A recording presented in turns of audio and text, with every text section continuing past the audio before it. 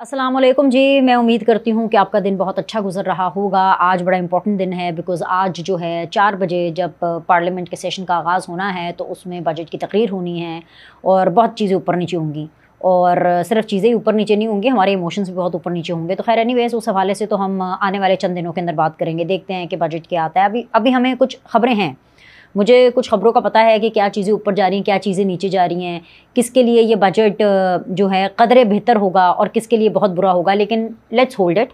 ऐसा नहीं है कि मैं वो खबर रोकूंगी, लेकिन ज़रा बजट आ जाए, ये तकरीरें हो जाएं और फिर उसके बाद हम उसके ऊपर एक्सटेंसिवली बात करेंगे। लेकिन आज की इस वीडियो के अंदर मैंने जो आपसे मखसूस और ख़ुसूसी तौर पर जो बात करनी है, मैंने आपको बताना है कि किस तरीके से आकड़ टूटती है, कैसे ज़िद ख़त्म की जाती है, कैसे बंदे का पुत्र बनाया जाता है। ये मैं क्यों आपको बता रही हूँ, इस सब की तफसीलात मैंने आपको इस वीडियो में देनी है। लेकिन सबसे पहले मैं आपको ये ज़रूर बता दूँ कि जो आज की वीडियोज़ हैं वो मैं 2 हिस्से में करूँगी और उसको 2 हिस्से में भी क्यों करूँगी, जब आप ये वीडियोज़ देखेंगे आपको खुद ही समझ आ जाएगा। लेकिन ओवरव्यू मैं आपको इसलिए बता देती हूँ क्योंकि एक हिस्सा इसका अदलिया से रिलेटेड है और एक हिस्सा जो है इसका सियासत से रिलेटेड है। लेकिन अदलिया सियासत हर एक का एक कचूमड़ सा मचा हुआ है, तो अगर एक वीडियो करूँगी तो बहुत लंबी हो जाएगी और फिर कन्फ्यूजन बहुत ज़्यादा हो जाएगी। तो मैंने कहा कि छोटी छोटी हम 2 ऐसी वीडियोस करते हैं जिसके अंदर मैं आपको एक के अंदर अदलिया के हवाले से बात करूँगी और दूसरी वीडियो के अंदर हम जो है उसका एक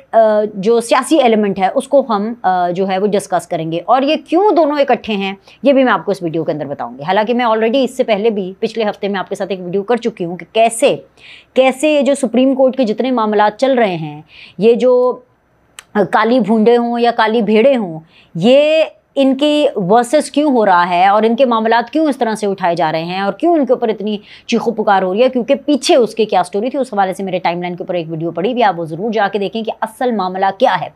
लेकिन आज के दिन मामला बहुत ही ख़राब हो गया और ये ख़राब इसलिए हुआ है क्योंकि वैसे हम सबको पता है कि पेमरा ने, किसी और ने नहीं, किसी फ़ौजी ने नहीं, किसी इस्टेब्लिशमेंट ने नहीं, पेमरा ने इमरान खान के नाम पर, इमरान खान की फ़ोटो पर टीवी पर चलाने पर पाबंदी लगाई गई।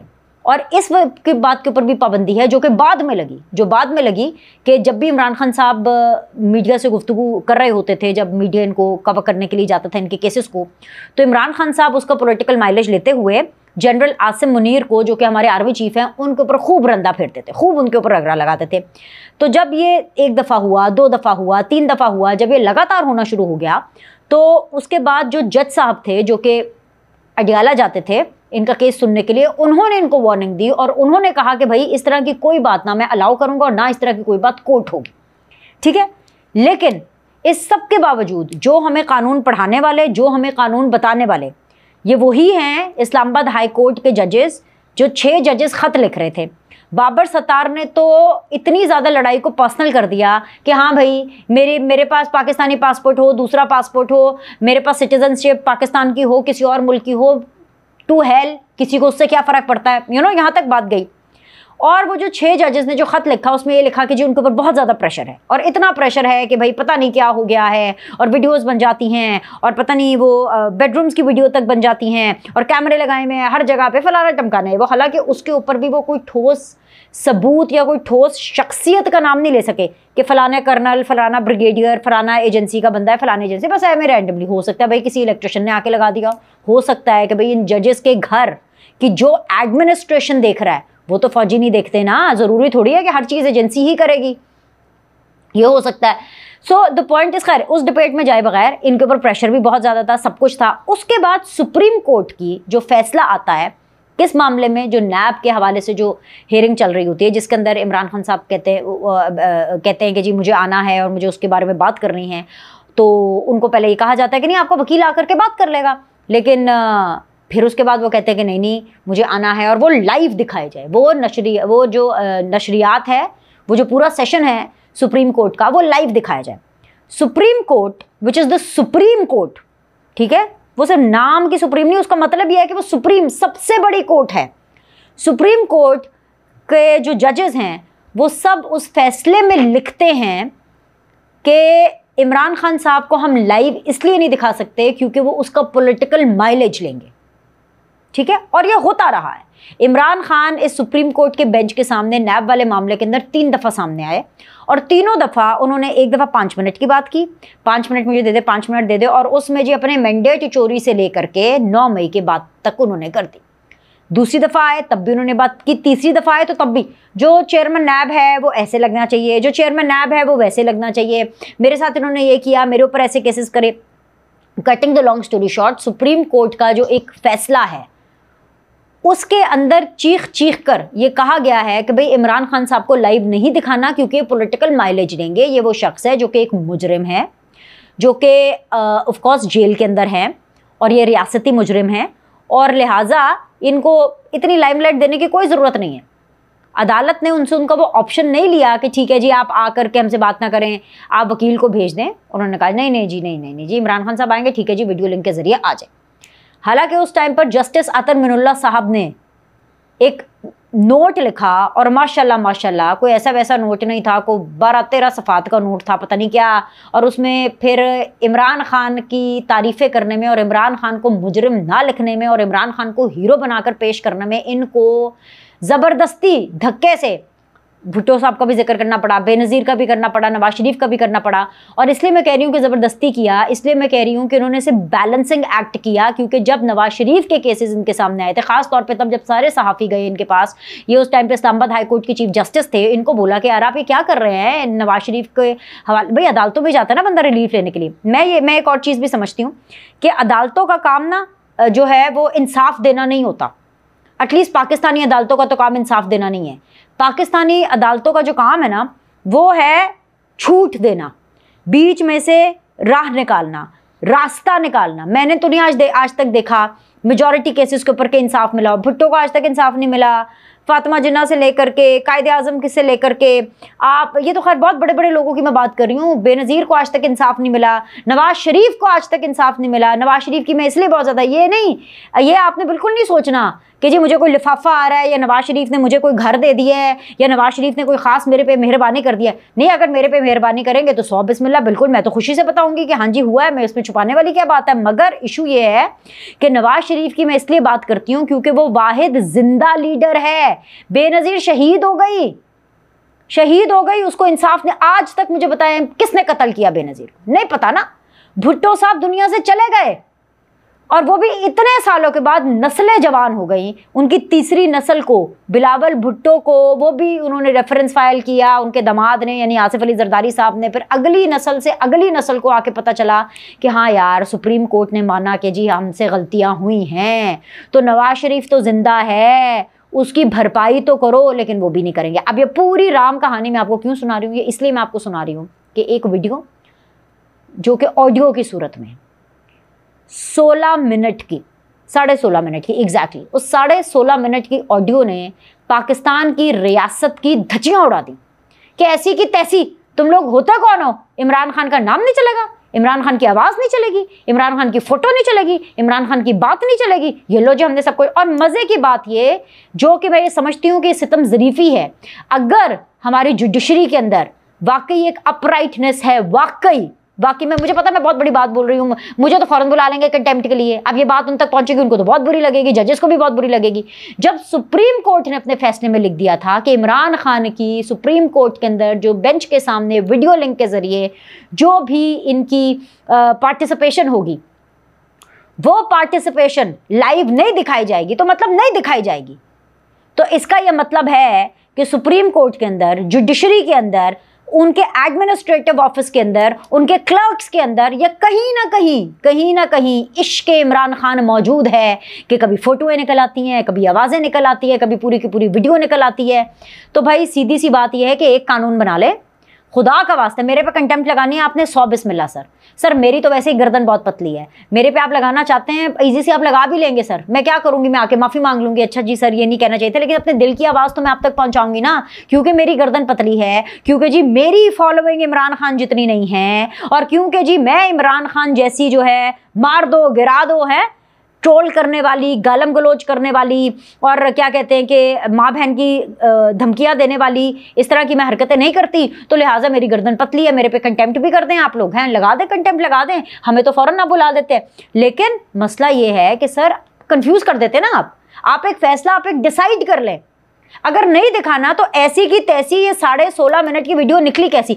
ये कल से चल रही है और अभी इस टाइम पे जब मैं वीडियो रिकॉर्ड कर रही हूँ दिन के, यानी आज ये अभी दोपहर हो गई है, दिन के 12 बज चुके हैं, अभी तक इसके ऊपर कोई खुद नोटिस नहीं हुआ, कोई इसके ऊपर कॉल नहीं हुई। मुझे नहीं पता, इससे पहले इमरान खान की तस्वीर वायरल हो गई थी, वो कहाँ से हुई भाई, वो कैसे निकली? जब नहीं है तो नहीं है, कोई कानून कोई असूल तो एक बना ले। फिर जब हम आपको याद कराते हैं कि इसीलिए पाकिस्तान की अदलिया का जो नंबर है वो यहाँ तक आया हुआ है, इसीलिए जी आपका जो इंसाफ का जो पैमाना है वो पूरी दुनिया के लिए, पाकिस्तान का जो निज़ाम इंसाफ है वो पूरी दुनिया के लिए एक लाफिंग स्टॉक है। लोग हंसते हैं, यहाँ पे लोग मर जाते हैं, लेकिन उनको इंसाफ नहीं मिलता। इंसाफ तो खैर छोड़े, उनके तो केसेस ही नहीं आते। सॉरी मैंने इंसाफ का लफ्ज़ इस्तेमाल किया, इंसाफ तो वैसे ही नहीं मिलता, छूट भी देनी होती है, उनके केसेस ही नहीं लगते। अभी 9 मई के देखें, 9 मई के केसेस चलने दे रहे हैं। इमरान खान की रोज़ाना की बुनियाद पर केस लगेंगे। जिस दिन केस नहीं लगेंगे उस दिन तस्वीर लीक होगी, जिस दिन तस्वीर लीक नहीं होगी उस दिन ऑडियो लीक होगी। लेकिन इन्होंने जी, जिन्होंने भी किया है, जो इमरान खान के बड़े आशिकान बने हुए हैं ना, हैं तो उनके दिल की बड़ी धड़कन तेज़ होती है इमरान खान की आवाज़ें सुनकर, इमरान खान को देखकर और इमरान खान की बातें सुनकर। हैं असल में अकल तो है नहीं, उनको पता तो होता नहीं वो कर क्या रहे हैं, जो सीधी सी बात है। ना उनको लिखने की तमीज़ है, ना बोलने की तमीज़ है। अगर इनके अंदर ये अकल होती तो पाकिस्तान तहरीक इंसाफ इतनी बड़ी वायलेशन अपने ऑफिशियल पेज पे करती। ये तो कंटेम्प्ट ऑफ कोर्ट है, इनको क्यों नहीं बुलाते? राउफ हसन हो गए, वो टाउट बोल देते हैं chief justice Islamabad high court को, उनको कोई नहीं बुलाते। ये खड़े होके धमकियां देते हैं, ख़ानदानों को धमकियां देते हैं। क्या जस्टिस आमिर फारूक के पूरे ख़ानदान को अलीमा खान ने खुद धमकियां दी हैं? इन्होंने पूरी एक कैंपेन शुरू की हुई थी उनके खिलाफ, उनको तो कभी कंटेम्प्ट के लिए नहीं बुलाएंगे, ठीक है। अच्छा, उसके बाद जी क्या होता है कि PTI का जो ऑफिशियल पेज है उसको तो ये बंद नहीं करेंगे। बंद करें ना, अभी बंद करें। क्यों इन्होंने जो है सुप्रीम कोर्ट की खिलाफ वर्जी की है? क्यों इन्होंने जो है वो ऑडियो उठा करके अपने पेज पे लगाई है? FIA, cyber crime, supreme court, ये सारे ये इनकी जिम्मेदारी है। जस्टिस अतर मिनुल्लाह साहब को उस बेंच से अलग कर लें, क्योंकि उन्होंने तो इख्तलाफी नोट लिखा था। उन्होंने कहा था कि नहीं जी दिखाओ, उसकी बहुत बड़ी फॉलोइंग है, उसको दिखाना चाहिए है। उसको तो उन्होंने इमरान खान के बारे में तो एक जगह पे भी नहीं लिखा कि ये मुजरिम है या मुल्जिम है। लीडर, बड़ा लीडर, बड़ा लीडर, बड़ा लीडर, बड़ा लीडर, बड़ी फॉलोइंग। कैसा लीडर है जिसको ये तमीज़ नहीं है कि उसने अपने फॉलोअर से बात क्या करनी है? कैसा लीडर है जिसको ये नहीं पता कि उसने नैरेटिव बयानिया क्या देना है? कैसा लीडर है कि जिस मुल्क की लीडरी का वो दावा करता है उसको यही नहीं पता कि मुल्क के लिए क्या अच्छा है क्या बुरा है? मुझे ये आइन कानून का नहीं पता, मुझे नहीं पता कि हमारी सुप्रीम कोर्ट्स की क्या इंटरप्रिटेशंस हैं, क्योंकि वो हमें मुअज़्ज़ज़ जज साहिबान है, वो मुझे जो कहेंगे ठीक है जी, मुझे वो मैं मानने के लिए मजबूर हूँ। लेकिन मेरी समझ जो है वो मुझसे सवाल पूछती है कि ये कैसे हो सकता है भाई? मेरे शो के अंदर हम तस्वीरें चला नहीं सकते, हम उसकी जो है कोई ऑडियो चला नहीं सकते, ठीक है। नाम लेकिन मैं खुला लेती हूँ, मुझे कोई मना नहीं करता, लेकिन पेमरा का ऑर्डर है, पेमरा का ऑर्डर है, तो ये हमें कुछ एक सेल्फ अकाउंटेबिलिटी भी होनी चाहिए। ये कैसे हो गया? अच्छा, अब इनको कुछ पता वता होता नहीं है और अब इन्होंने चीज़ें निकाल दी। अरे भाई कप्तान आ गया और बड़े ट्रेंडिंग वीडियो चल रही है जी, आवाज़ सुने ये वो। अब मैं आपको बताती हूँ कि उस एक 16.5 मिनट की वीडियो ने इमरान खान की दलेरी का भांडा फोड़ दिया है। इमरान खान उस 16.5 मिनट की वीडियो के अंदर सर सर सर सर, ये वो है इमरान खान साहब जो कि जनरल फैज़ को फैज़ कहते थे, जनरल बाजवा को बाजवा कहते थे, नवाज़ शरीफ को तो खैर नवाज़ शरीफ तो छोड़े नवाज़ कहते थे, बल्कि उनको तो चोरों का टोला कहते थे। बिलावल भुट्टो को भी ये चोरों का टोला कहते थे, मरियम नवाज़ को ये नानी कहते थे, मौलाना फजलुर रहमान को ये डीजल कहते थे। हर एक का इन्होंने नाम रखा हुआ है। और महमूद खान अचकज़ई साहब का तो नाम इन्होंने दुपट्टे वाली आंटी रखा हुआ था, ठीक है। जो सीधी सी बात है, जो बिल्कुल एकदम सीधी सी बात है। ये आज तक किसी को भी साहब सर कह के मुखातब नहीं करते थे। ये मैंने पहली दफ़ा देखा और सुना बेसिकली, और वो वीडियो वायरल हुई तो फिर खैर पूरे 16.5 मिनट में बर्दाश्त नहीं कर सकती इनको सुनना, लेकिन खैर सुनना पड़ता है कि भाई देखें, फिर इसके ऊपर कमेंट भी करना होता है। सर सर सर वो मैं ये कह रहा हूँ, सर वो मैं ये कह रहा हूँ कि नैब का भी जो हेड है वो आप लगाएं, सुप्रीम कोर्ट लगाए। आगे से जजेस ने बोला कि आप पार्लियामेंट से रेफ़र करें ना, आप करें पार्लियामेंट से रेफ़र। कहता नहीं, मसला ये होता है कि थर्ड एम्पायर आ जाता है। भाई इतने बड़े शिकायती टट्टू हैं, इतने बड़े रूंदू हैं, शिकायतें रोने, और जो सर सर सर सर देख करके इससे एक बात बिल्कुल क्लियर हो जाती है कि इमरान खान साहब की आकड़ भन दी गई है, उनकी आकड़ टूट गई है। उनको पता चल गया है कि वो इतनी जल्दी जेल से बाहर नहीं आएंगे, उनसे कोई डील करने के लिए तैयार नहीं है, कोई उनसे मिलने के लिए तैयार नहीं है, कोई उनसे बात करने के लिए तैयार नहीं है। तो आज वो शख्सियत जो कि चले अच्छी चीज़ है, अपने मतलब के लिए सही, अपनी आर्म ट्विस्टिंग हुई है, जेल की तत्ती हवाएं लगी। हालांकि अभी इनको वो वाली जेल नहीं मिली, अभी वो जेल नहीं मिली जो डेथ सेल की इनकी ख्वाहिश है। मैं कहती हूँ ज़रा देना, चंद घंटे है वहीं, ज़रा देखें तो सही, आजमाएं तो सही हैं, ज़रा पता चले अतर मिनुल्लाह साहब को कि कितना बड़ा लीडर है, कितनी देर रहता है ज़रा उधर डेथ सेल में। ज़रा भेज के तो मैं ज़रा भेज के तो देखें, पाकिस्तान है, कुछ भी हो सकता है। बाकी यहाँ पे सारी चीज़ें बड़ी कोई आइन कानून के हिसाब से हो रही हैं, चेक तो करें, करते क्या हैं। अब जब पता चल गया कि यार अब तो कुछ होना नहीं है, तो अब क्या करें, तो सर जी ये उन्हीं को सर कह रहे थे जिनके खिलाफ रेफरेंस दायर कर रहे थे। किसके कहने के ऊपर? जनरल बाजवा के कहने के ऊपर, जनरल फैज़ हमीद के कहने के ऊपर, बकौल इनके। भाई हमें क्या पता इन तीनों की तिगड़ी की आपस में क्या बातें होती थी, खुद ही बाहर निकल के जो बताते थे वो हो गया। बाद में पता चला कि जो झूठा रेफरेंस था, क्योंकि इन्होंने अपने दोस्तों को खुश करने के लिए, मेरा दोस्त ही थे ना जनरल बाजवा, जनरल फैज़, तो वो तो दोस्त ही थे, वो भी इनको दोस्त की तरह रखते थे। उन्होंने भी पाकिस्तान के बारे में ऐसा कंट्री नहीं सोचा, उन्होंने भी बस अपने बारे में सोचा और अपने दोस्त इमरान खान और अपने दोस्त जनरल फैज़ के बारे में सोचा। जनरल फैज़ ने अपने बारे में सोचा, इमरान खान के बारे में सोचा और बाजवा साहब के बारे में सोचा। इमरान खान साहब ने किसी के बारे में नहीं सोचा, इमरान खान साहब ने सिर्फ अपने बारे में सोचा। ठीक है, सो द पॉइंट इज़ कि ये बड़ी फ़िक्र अंगेज़ बातें हैं, लेकिन एक बात तो जो पक्की पक्की पक्की पक्की साबित हो गई है कि भाई ज़िद ख़त्म है और आकड़ भी ख़त्म है, और जेल जो है ना वो अच्छों को सीधा कर देती है। मैं तो इनसे ये भी कहूँगी कि इनको प्रॉपर जेल में भेजें, ताकि इमरान खान वहाँ से डिटॉक्स्ड एक नए इमरान खान बन के सामने आए, और फिर तब मैं उम्मीद करती हूँ कि तब वो पाकिस्तान के लिए ज़रूर सोचेंगे और कुछ अलग सोचेंगे, और फिर वो एक मुख्तलिफ़ तरीके की सियासत करेंगे।